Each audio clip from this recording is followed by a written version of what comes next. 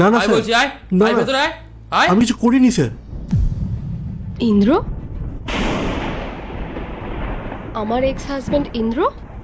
আমাদের ডিভোর্সের 3 বছর হয়ে গেছে, আর তার মধ্যেই ওর এরকম অবস্থা।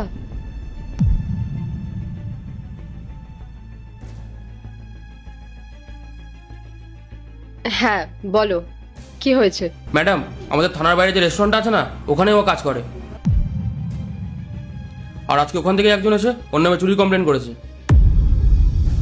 তাই আমি তাড়াহুড়ো করে গিয়ে ওকে এখানে ধরে নিয়ে এসেছি। আচ্ছা ঠিক আছে, তুমি যাও, আমি ওনার সাথে কথা বলছি। ঠিক আছে ম্যাডাম। কি ব্যাপার, চুরি করেছো কেন? ম্যাডাম, আমি কোনো চুরি করিনি। আমার মালিক আমাকে জোর করে রেস্টুরেন্ট থেকে তাড়াতে চায়। আমাকে তাড়িয়ে উনি ওনার পরিচিত একজনকে কাজে রাখবেন, তাই সরাসরি তো আমাকে তাড়াতে পারছে না। তাই আমাকে মিথ্যে চুরির অপবাদ দিয়ে তাড়িয়ে দিয়েছে। হ্যাঁ আমি জানি যে তুমি কোনো চুরি করনি। ম্যাডাম, তাহলে আপনি আমাকে ধরে আনলেন কেন? তাহলে আমি এখন বাড়ি যাই? হ্যাঁ হ্যাঁ, চলে তো যাবেই, কিন্তু তার আগে তুমি আমাকে একটা কথা বলো, তুমি মেঘার হাজবেন্ড না? হ্যাঁ ম্যাডাম, মেঘা আমারই ওয়াইফ ছিল। তার মানে আপনি আমাদেরকে চেনেন? হ্যাঁ, আমি তোমাদেরকে চিনি, আর আমি তোমাদের বাড়িতে অনেকবার গেছিও। আচ্ছা ঠিক আছে ম্যাডাম, তাহলে আমি এখন আসছি। শোনো, আমি যতদূর জানি তুমি একটা ভালো কোম্পানিতে অ্যাজ আ ম্যানেজার পোস্টে জব করতে। তাহলে তুমি সেই জবটা ছেড়ে ওই রেস্টুরেন্টে কাজ করছিলে কেন?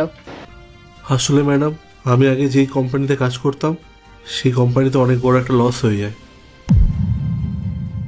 আর সেই সময় সব এমপ্লয়ীদেরকে কাজ থেকে বার করে দেওয়া হয়, আর তার মধ্যে আমিও একজন। আমি আসছি ম্যাডাম। শোনো, তোমাকে দেখে অনেকটাই চিন্তিত লাগছে। তোমার যদি কোনো প্রবলেম হয়ে থাকে তাহলে তুমি সেটা আমাকে বলতে পারো, আমি তোমাকে সাহায্য করার চেষ্টা করতে পারি।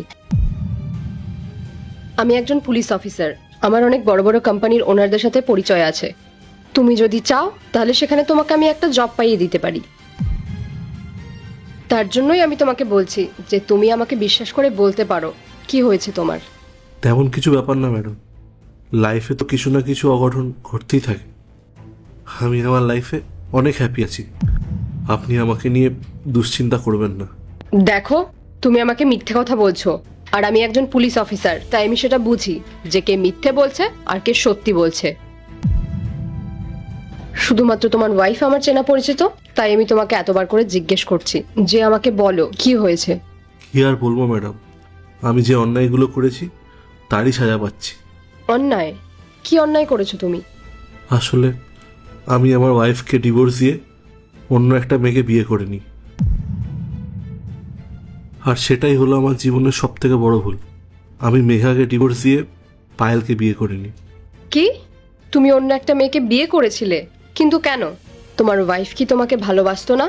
না না ম্যাডাম, মেঘা আমাকে খুব ভালোবাসতো। আমি যেটা ওর সাথে করেছি সেটাকে অন্যায় বললেও খুব কম বলা হয়।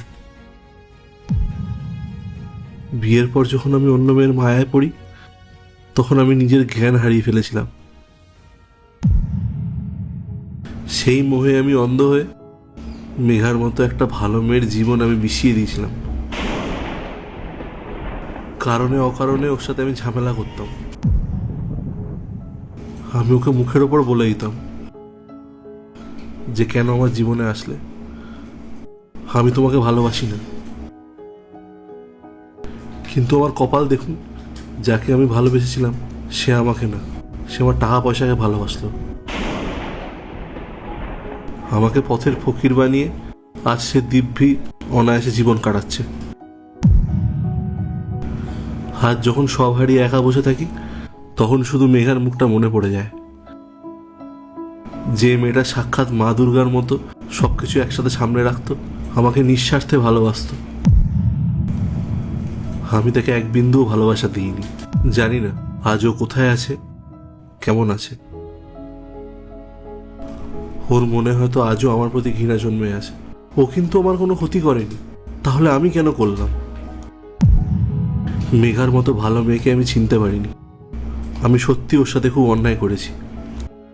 দেখো, তোমার সাথে যা হয়েছে সেটা যেমন কষ্টের, ঠিক তেমন তুমি মেঘার সাথে যেটা করেছো সেটাও কিন্তু তুমি ঠিক করনি। একজন মানুষ তোমাকে এতটা নিঃস্বার্থভাবে ভালোবেসেছিল, আর তুমি অন্য একজনের জন্য তার সাথে এরকম খারাপ ব্যবহার করেছো।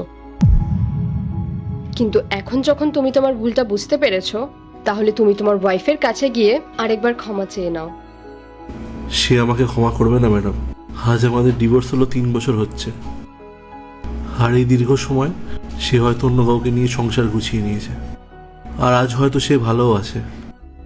আজ আমি হাড়ে হাড়ে বুঝতে পারছি যে কারোর সাথে অন্যায় করে কারোর মন ভেঙে সুখে থাকা যায় না। এক সময় আমার কাছে সব ছিল, টাকা পয়সা, মান সম্মান, কিন্তু তখন আমি অন্ধকারে ছিলাম। আর আজ আমি নিঃস্ব। সামান্য রেস্টুরেন্টে কাজ করে আমাকে দিন কাটাতে হচ্ছে। নিয়তির কি নিষ্ঠুর পরিহাস! যাকে আমি তুচ্ছ তাচ্ছিল্য করলাম, সে হচ্ছে আমার আসল সম্পদ। আজ এই সামান্য কাজ করতে করতে যখন আমার পুরনো কথা মনে পড়ে যায়, তখন আমার বুকটা ফেটে যায়। মেঘার সাথে আমি খুব অন্যায় করেছি। দেখো, আমি তোমার কষ্টটা বুঝতে পারছি, আর তুমি তো বলছো যে তুমি তোমার স্ত্রী মেঘাকে অনেকটা ভালোবাসতে। আর জানো তো, সত্যিকারের ভালোবাসা কখনো মুছে যায় না। তাই আমার মনে হয় তোমার একবার ওর কাছে যাওয়া উচিত। নিজের সব অপরাধ স্বীকার করে ওর দুটো হাত ধরে একবার ক্ষমা চেয়ে দেখো।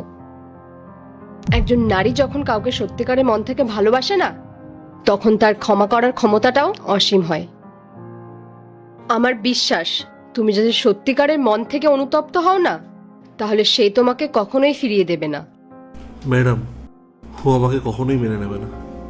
জানো, কাউকে সত্যিকারের ভালোবাসলে না, তার উপর সারা জীবন রাগ করে থাকা যায় না। মেঘা, তুমি এখানে? হ্যাঁ, আমি। তুমি হয়তো ভাবছো যে আমি অন্য কাউকে নিয়ে সুখে আছি, কিন্তু না, তুমি ভুল ভাবছো। আমার মন আমি যখন কাউকে একবার দিয়ে দিয়েছি, তাকে কি আর আমি ফেরাতে পারি? আমি জানতাম যে তুমি একদিন তোমার ভুল ঠিক বুঝতে পারবে। আজ তোমার এই অনুশোচনা দেখে বুঝলাম যে আমার সেই ভালোবাসাটা অন্তত ভুল ছিল না। মেঘা, প্লিজ, তুমি আমাকে একবার ক্ষমা করে দাও। আমি জানি আমি ক্ষমারও অযোগ্য। আমি যে অপরাধ তোমার সাথে করেছি, তার কোনো ক্ষমা হয় না। আমি যদি সেই দিন তোমার সাথে অত বড় অন্যায়টা না করতাম, তাহলে হয়তো আমাদের জীবনটা অন্যরকম হতো। সবই কর্মের ফল মেঘা। আজ আমি সব হারিয়ে নিঃস্ব। আমার জীবনে সব থেকে দামি সম্পদ কি হারিয়েছি জানো? তোমাকে। দোহাই তোমায় মেঘা, আমাকে অন্তত একবারের জন্য ক্ষমা করে দাও।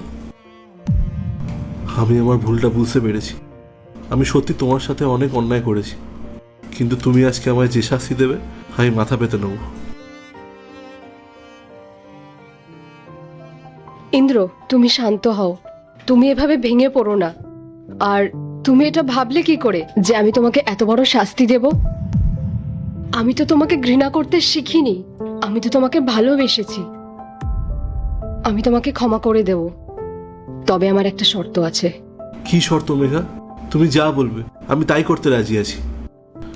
তুমি যদি চাও, আমি সারা জীবন তোমার পায়ে পড়ে থাকবো। তুমি একবার আমায় ক্ষমা করে দাও। তোমাকে আমায় আবার বিয়ে করতে হবে। হে, তুমি কি বলছো?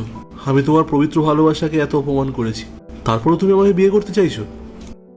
হ্যাঁ ইন্দ্র, আমি তোমাকে আবারও বিয়ে করতে চাই, কেননা আমি আজও তোমায় অতটাই ভালোবাসি।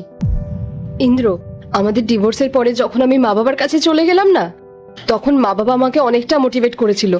তারপর আমি স্টাডি করে এই পুলিশের জবটা পাই। তুমি জানো, প্রত্যেকটা দিন আমার তোমার কথা মনে পড়তো। আর আজ যখন তোমায় এরকম পরিস্থিতি দেখলাম না, তখন আমার খুব কষ্ট হচ্ছিল। তুমি একদম চিন্তা করবে না, যে মেয়েটা তোমার সাথে এই অন্যায়গুলো করেছে না, সে একদিন ঠিক শাস্তি পাবে। মেঘা, তুমি সত্যি খুব ভালো মনের মানুষ। তোমার মতো ওয়াইফ যেন প্রত্যেকটা ঘরে ঘরে হয়। ইন্দ্র, তুমি আমাকে কখনো ছেড়ে যেও না। না, কখনো না।